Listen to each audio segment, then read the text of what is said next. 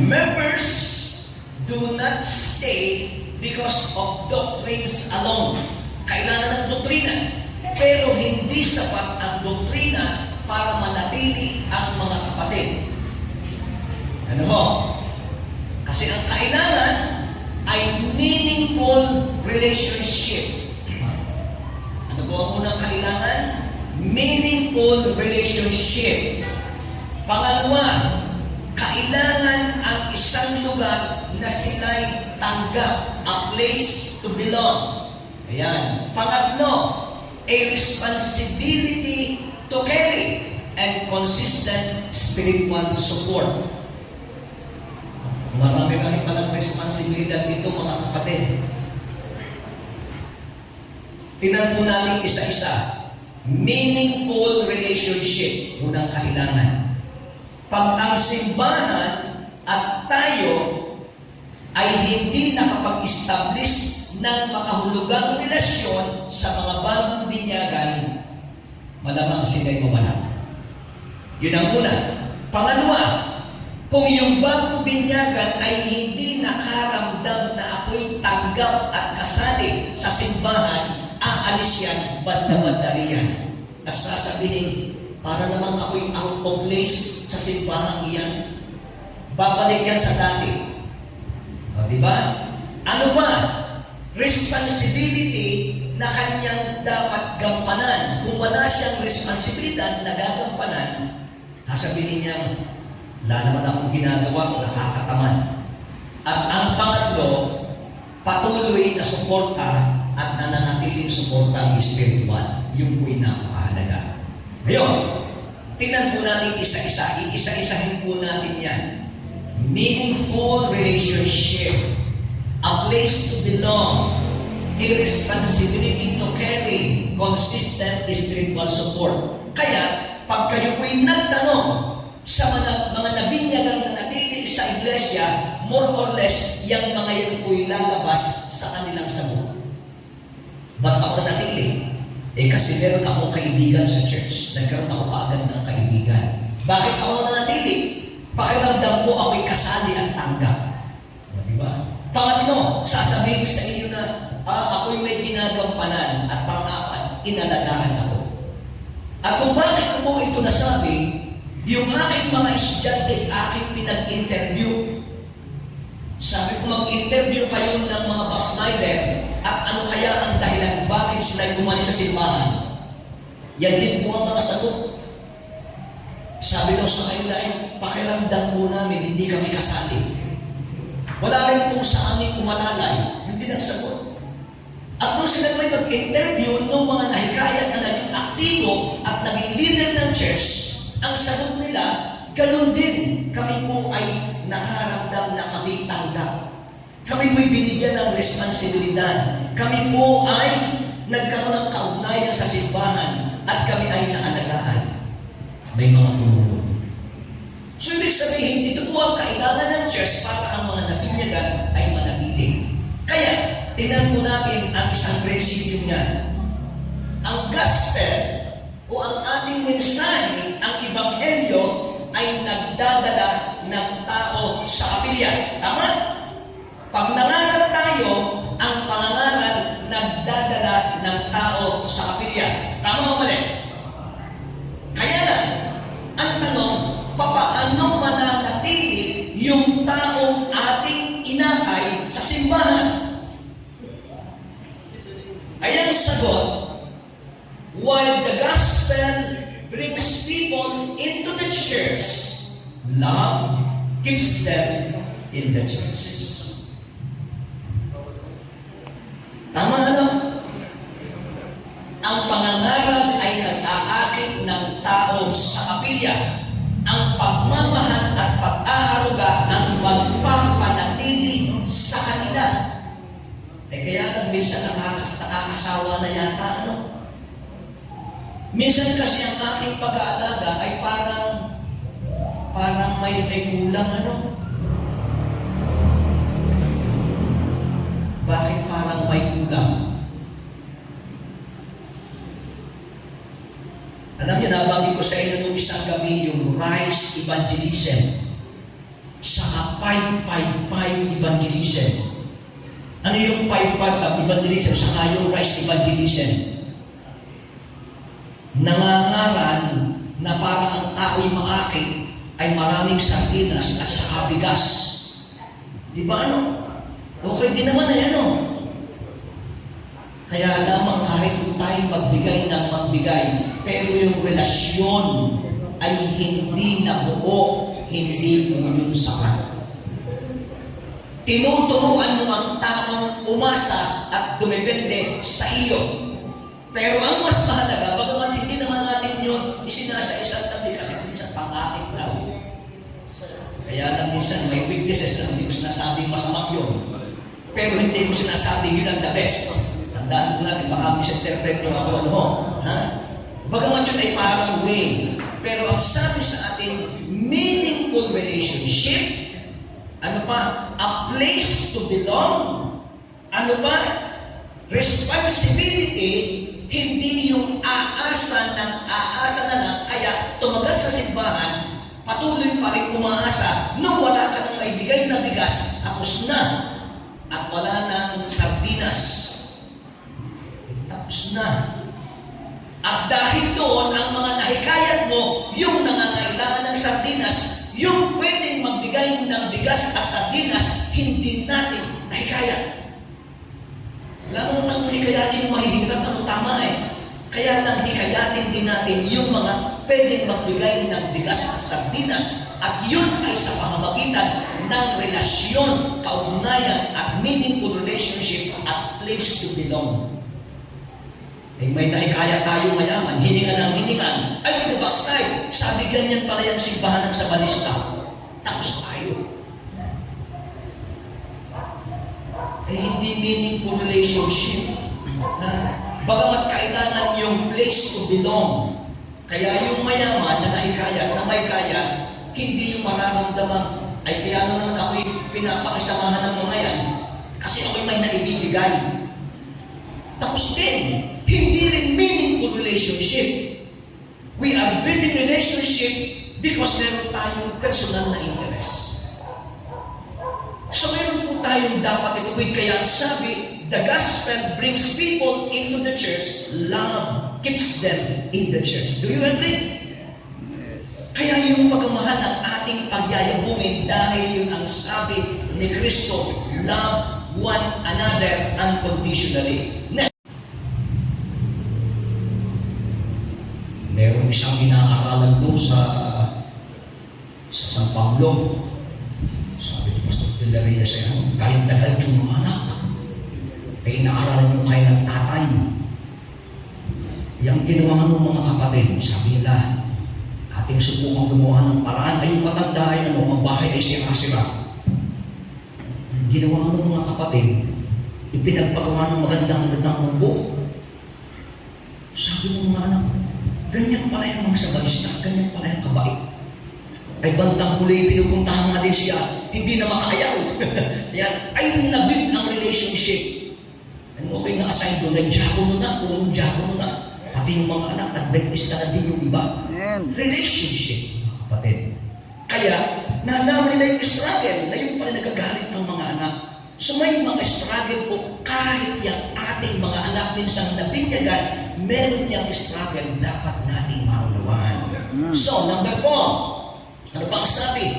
Minsan ay meron tayong expectation na hindi malinaw. Expectation ay nakita mo nag-inom pa ng beer. Ay ang iniisip mo, ay napakinggan yan sa pangangaral gabi-gabi na hindi iinom ng alcohol. Ay nakita mo yung nag-inom ng beer. Ay tama namang ipaliwanag, pero may mas tamang paraan ng pagpapaliwanag. Hindi yun. Ikaw ka na ng beer, mali yan, kapatid. Tama namang sabihan, di ba? Pero may tamang paraan na mas maganda. Ano ba? Ang sabi sa atin, no ministry. Yeah. Okay? No ministry assignment. Sabi natin kagabi, bibigyan natin ng mga role simula sa basic, sa madali, hanggang sa matututo nung iba na mas mahirap. magsimula marahil sa isama sa pagkanta, siguro'y magsimula sa pananalangin, maaaring sa lesson discussion. Sabihin mo, kapatid, mag-lesson tayo sa ating small group. Ito ang aking mga tanong. Gusto kong makiparticipate ka. Ito ang sagot sa aking tanong. Makiparticipate ka. Pag-aralan mo ng kaunti ang ilang pangungusap, o di makakaparticipate, pakiramdam niya bang masabi ako. Di ba? Okay. So anong sabi pa? Number 6. Ang sabi pa sa atin, judgmental atmosphere. Minsan ay ating hinuhusgahan ang ating pong problema, mga kapatid, sapagkat meron tayong expectation, ang pakiramdam at gusto natin kung ano yung ating ginagawa, yun na rin kaagad ang dapat i-practice ng bagong binyagan. Ay tama din naman yun. Pero tandaan natin, hindi pa nun kaya yung ginagawa natin.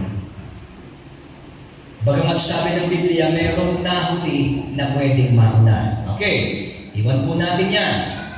Patuloy tayo. Hindi ko lang kumayan ang battery ng ating remote.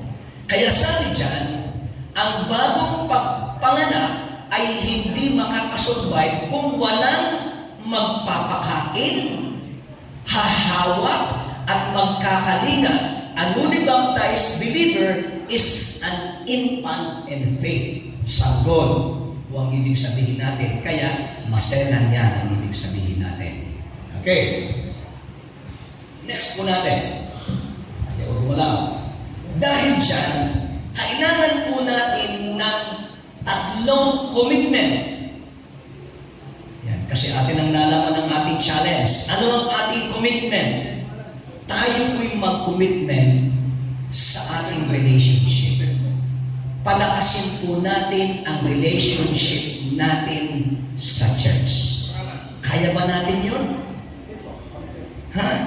At pag sinabi natin, mga kapatid, na commitment to relationship, ganito po ang ibig sabihin niyan. Mahilig kayo mabuti. Pag sinabing commitment to relationship, kahit pa yung ating mga kapatid minsan ay sinasabi mo, ayan na ika ang taong nakilala kong pinakasaksakan ng pangit ng ugali eh. Paano mo kayo pakipag-close dyan? Yan ang taong pinakakinakamuhian ko. Yun na po ang commitment. Commitment na kahit meron tayong kanya-kanyang santik, sumpong, topak, toyo, ano pang tawag natin? Adobo. Ha? Ano pa? Topak, toyo, santik, sumpong, ano pa? Maraming tawag doon eh. Ay ating tatanggapin, mamahalin ang isa't isa, anuman ang ating kapalpakan. At pag tinanggap natin at minahal natin ang isa't isa, yun din ang paraan ng Diyos na tayo'y baguhin. Tama? Dahil ang pagmamahal at pag-ibig ay malaki ang nagagawa. Amen? Amen. At kung ikaw ay laging kasama, at kung yung taong yung sumpungin ay lagi mong kasama, ay ikay mabait, bandang uli, magiging mabait na rin yung taong tupakin. Diba? This relationship, kaya ang unang commitment sa church, kasama ang bagong binyagan ay commitment to relationship. And that means loving one another regardless kung sino man siya at ano man siya. At yun ang sabi ng Panginoon. Ha, mga kapatid, unconditional.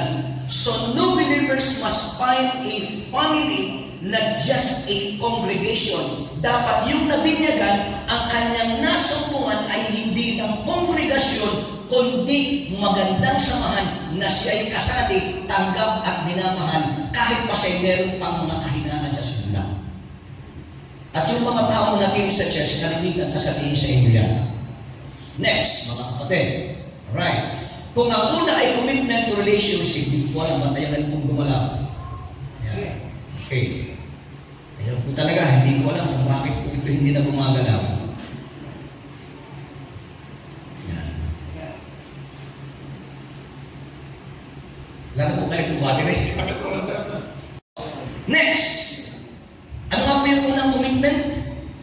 Commitment to relationship. Next, commitment to discipleship. Pag sinabing commitment to relationship, yun ay love. Pag sinabing commitment to discipleship, instruction. At ang ibig sabihin, ang bagong binyagan ay dapat makatanggap ng patuloy na Bible study. At pag kayo po'y nag-Bible study, huwag po niyong gawin parang burden. Natatama rin yung bagong binyagan doon sa Bible study, pagkakahaba-haba. Hindi naman po ganun. Nakakatamad ikaw pumunta mo sa aming grupo, kahaba-haba ikaw matuturo, ikaw tagapagtulong namin. Kaya yung ating mga anak, na ang pakikinig ay 10 minuto lang, ay ginawa mo 45 minutes, nagsawa na. Next time, ayaw nang pumunta doon. Samantalang pwede naman natin i-review ang doktrina ng madali. Okay, ano ba? Practical training on Christian living. Tuturuan natin sila. Guidance on spiritual habits. Turuang manalangin, turuang magbasa ng Biblia, turuang sumamba, at turuan din maging mapagbigay. And then, ang sabi po ng author ng book, ongoing teaching, not just pre-baptism class. Next slide po tayo.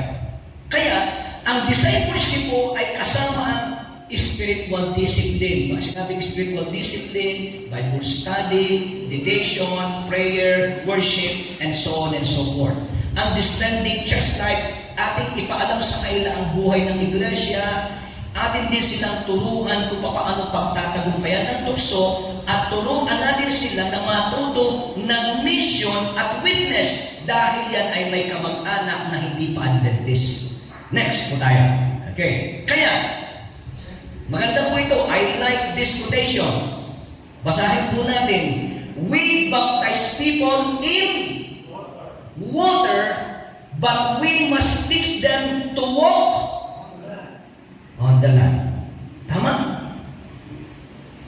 Ay ating binyagan sa tubig. Nagkulang naman tayo at hindi tinuro ang lumakad sa kati. E di anong nangyari? Malungkot. Kaya ang ating gagawin sa ating mga anak na nabinyagan at sa mga nabinyagan na galing dyan sa paligid natin na ating nahikayat sa care group, let's baptize them in water, but let's teach them to walk in the land. O, di ba ano? O, nalakad sa kati. Ang ganda, ano? Pag nalakad na, katuwaan natin yan. Next tayo, slide. Ano nga po yung unang commitment? Commitment to relationship, commitment to discipleship, and then commitment to involvement, meaning helping them to be involved in the ministry. Ayan. So ang sabi, people stay when they have ministry identity. Bigyan natin ng mga simple assignment muna hanggang sa pangnakit natin na develop na dagdagan natin. At sana'y lahat ng kaanib ng church ay nabibigyan ng pagkakataon na maglingkod sa church. Amen? O, diba? Okay, kaya sabi sa atin, ang ating redemption principle, sabi ni James West, active members stay, passive members probably little by little are drifting away. Yung mga walang ginagawa, bandang huli, tinatamad na. Alright? Kaya, di ba lalo yung ating mga anak nasimba ng maaga pag merong park, ano? Kakantay ka kami, kaya ikamaga kami. Sabi ka ni ma'am, kami mag-practice pa. O, di maagang nasimba yung bata, iniwan ka na. Pero kung yung mga bata walang ginagawa, hindi. Next slide po tayo. Okay, kaya ang sabi dyan, dapat ang ating mga iglesia ay tutulungan ng bagong hikaya na malaman ang kanilang mga kaloob na espiritual. O di yung ating mga anak, ganun din. Alamin natin ang kanilang mga kaloob. Dapat silang matulungan na maglingkod sa mga simple, subalit mahalagang mga tungkulin. Four-pillar plan. Ang unang pillar, contact. Madahil na po ngayon ang communication, madahil na naman contact, ano? At pag sinabi natin contact, weekly contact for first 3 months. Kaya kahit yung ating mga anak, Hindi lang yung tatay at nanay ang kumukontak, pati yung Sabbath school teacher. Ha? Kung yung ating mga kapatahin na binyagan, yung kanilang small group leader, kinokontak. So, Sabbath school natin, ha? Ito ang ating Sabbath school discussion. Prepare na makaparticipate ka kahit pa paano. Meron kang discussion question, may sagot na din yung pinadala mong question. Madali ngayon mag-send. Ano pa? Bi-weekly contact for the next 3 months. Yan po yung ng pag-aaral, mga kapatid. Ano pa? Monthly contact for the first year. Next tayo. Yan. Second pillar. Kung una ay contact, ang pangalawang pillar ay care. Mga simpleng strategy. At pag sinabi natin care, through visitations, prayer partners, fellowship meals, and social integration. Nag-outing ika kayong Diyos, hindi mo lang kami inimbita. Paligasa ikan, wala kaming madala. O, di ba? At pag inakit mo, wala na kaming madala, sister. May solusyon mo dyan. Bigyan mo kayo ng halimbawa. Ninabinyagan kayo sa church. Ini-invite namin sa patak, hindi natin. Wala po kami kasi kaming madala. Sabi ko, sis, sa mag-asawa, sabi ko, ang mga Sabadista hindi maselan sa pagkain. Ha? Bagamat meron sigurong ilan, meron ba sa ating maselan sa pagkain? Basta pagkain ng Sabadista, kumakain ng mga kapatid. Sabi ko, kung gusto mo magdala ng pagkain, magdala ka ng adobong kangkong. Di ka sabi ng adobong kangkong, ano? Coaching. Mentoring meetings, Bible study review, life coaching, spiritual habits training, yung po'y mahalaga. Hindi ko na-emphasize sa coaching. Pag sinabi ang ating coaching, alam natin yan. Number 4, C, o pillar. Number 4 pillar is commissioning. At pag sinabi natin commissioning, yun na, isinasali mo na at tinuturuan mo na silang gumawa ng gawain at buhay ng church. Kaya give specific ministry roles at huwag mo siyang iiwanang mag-isa. Mga kapatid ha? Ay binigyan mo nga ng gawain, iniwan mo mag-isa. Sasabihin niya, ano ba naman yan? Ginawa niya ata ako dito utusan. Come on, hindi po yun matutuwa pag iniwan mong mag-isa. Samahan natin. Kaya nga isinasalin natin.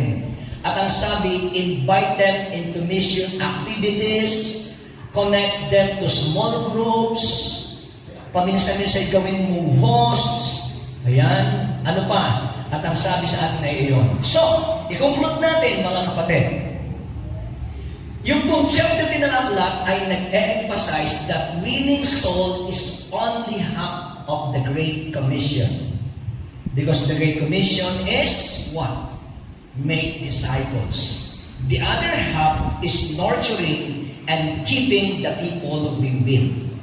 A church that cares will always grow. At ang ating principle, you can keep them and you can keep me if you